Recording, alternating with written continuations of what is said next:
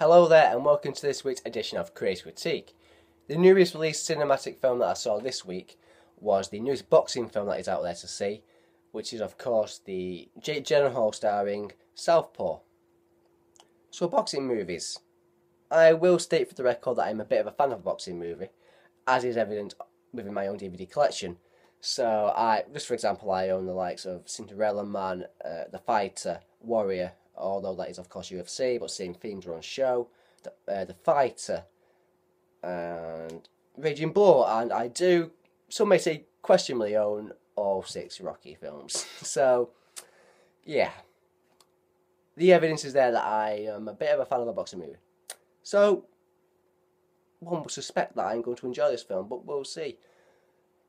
I will have a quick thing that is interesting to know is that I'm not a massive fan of the sport itself. I don't tend to watch the sport, but there's something about the sport on film that lends itself so well to the film landscape. And I can't quite put my finger on exactly what it is, other than there's obviously general themes of revenge and redemption, things like that, which are quite appealing on film. But I just find that's an interesting caveat, that I am not a fan of the sport itself, but I do like the sport on film. I just thought that was quite interesting to know. So yeah. So Southpaw itself. Jake Gyllenhaal, like I say, is the starring boxer in the film. He is a light heavyweight champion at the top of his game. His wife is played by Rachel McAdams, who manages his career effectively. Curtis 50 Cent Jackson is his boxing promoter, whose intentions become clearer throughout the film. And now I'll go into the rest of the casting later on, because that's a different part of the film. But like I say, he starts the film at the top of his game. An incident occurs that knocks him off tracks.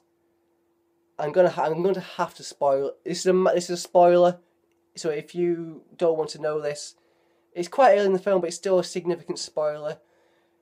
There's an incident where his wife, Rachel McAdams, gets shot and dies.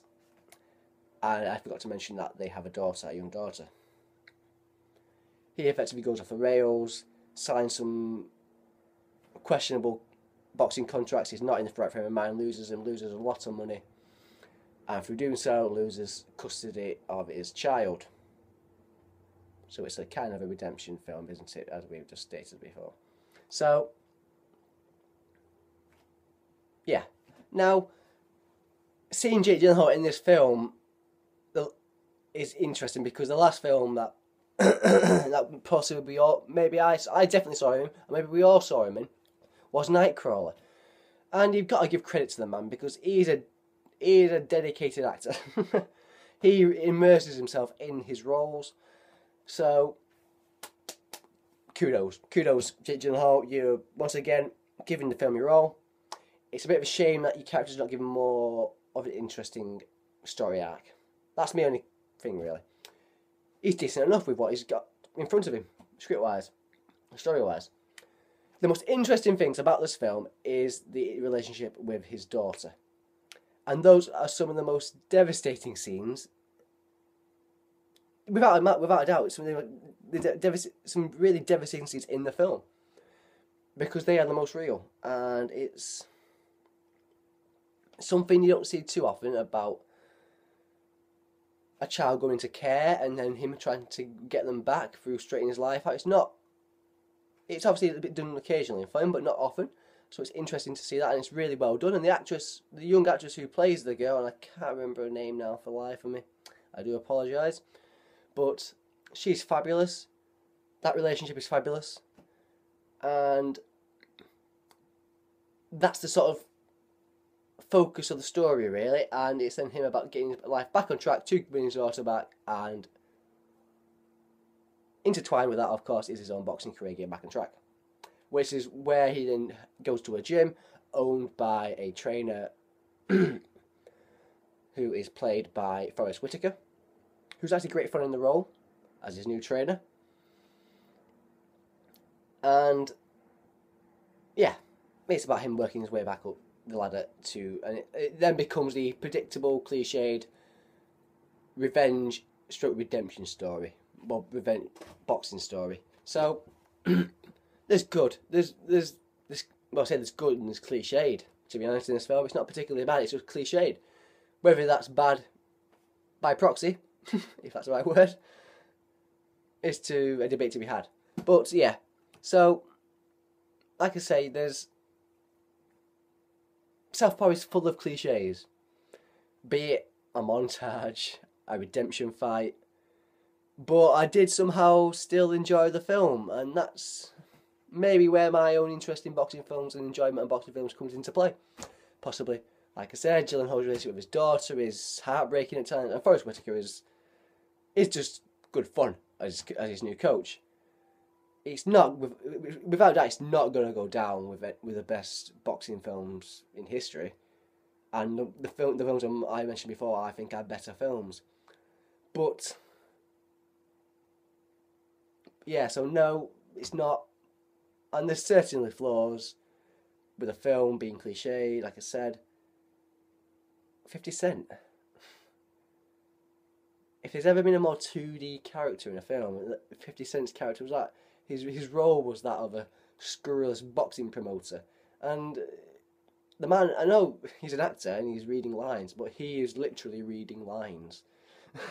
He does not seem to be there at all in the film. In fact, if the character was not there, you wouldn't even notice. Apologies, 50 Cent or Curtis Jackson, whichever you want to be called, but you're just not there. You may have produced funds for this film, but and you may have a role. Apparently, you may have a role in boxing promotion in real life, which is well done. But it's a predictable character, and there's nothing 3D about him. He's completely off the page. Nothing is added by his performance. So sorry, I'm being really harsh on 50 Cent because his character is not a major player in the film. But every time he's on the screen, you just wish he wasn't there. That's a terrible thing to say, isn't it? I'm sorry, but yeah, there we go. So. Anybody who likes boxing films is going to enjoy the film. It's as simple as that. Oh, one thing I will mention is the actual fights themselves are absolutely superb. They are superbly choreographed.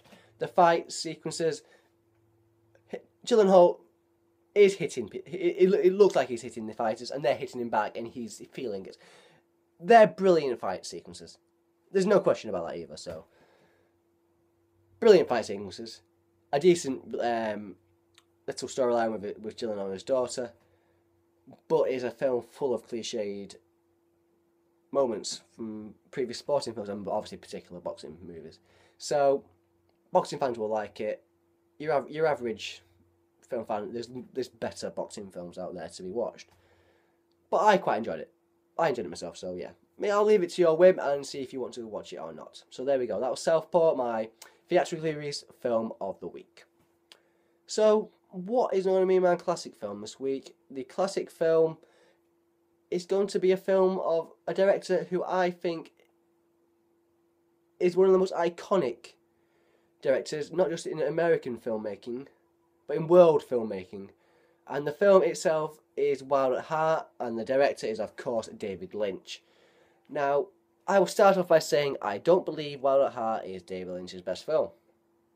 What it does feature is some of the best sort of styles and best sort of themes that David Lynch is known for. So, what is the film about itself? The film stars Nicolas Cage and Laura Dern as a young couple called Sailor, Nicolas Cage, and Lula, Laura Dern, who are on the run from Laura Dern's mother because Laura Dern's mother effectively wants to get rid of Nicolas Cage from her life and their lives, therefore. So, it's young love on the run. In the early 90s, that was quite prominent, wasn't it?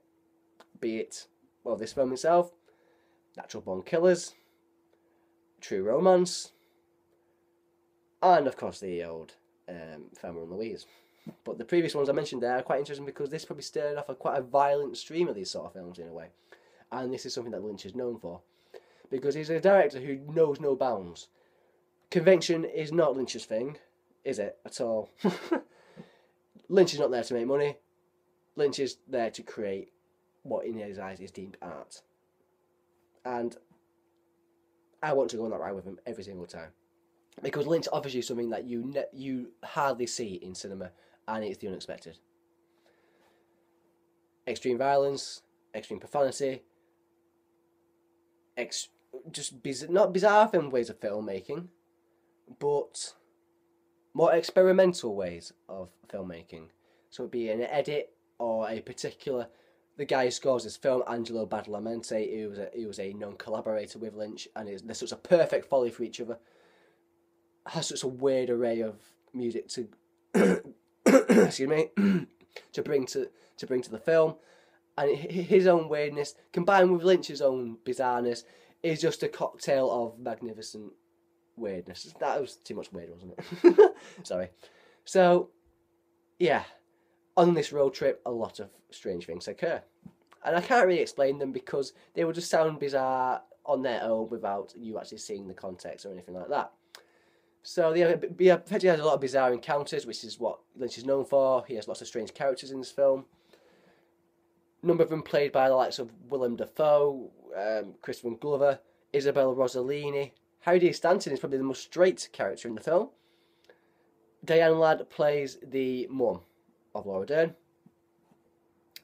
And there's also numerous appearances from around that time of Twin Peaks cast. So be it Jack Nance, Sherilyn Fenn, or Cheryl Lee. There's, like I said, or Grace Zabriskie as well. So he's a man who does like working with regular collaborators, Laura Dern being obviously one of them as well. So these sort of actors want to work with a guy like this as well because he challenges them. They're giving him material that they don't often see on scripts put in front of them. So this is probably more a review of Lynch himself so far, rather than the film. The editing is fabulous. There's after there's quite many of a sex scene regarding Nicolas Cage and Laura Dern. You don't particularly see all the scenes. You sort of just cut well, and after the end of each excuse me, each sex scene, there'll be a close-up light-up of a cigarette, but it's so artistically and beautifully done, it is magnificent. I will comment particularly on Willem Dafoe's character in this film, who is, oh my word, such a skin-crawling character you've ever seen, and that's saying something coming from a Lynch film, but he's superb for it, and there's no wonder why Dafoe is one of my favourite actors, because he just gives you something that no other actor gives you.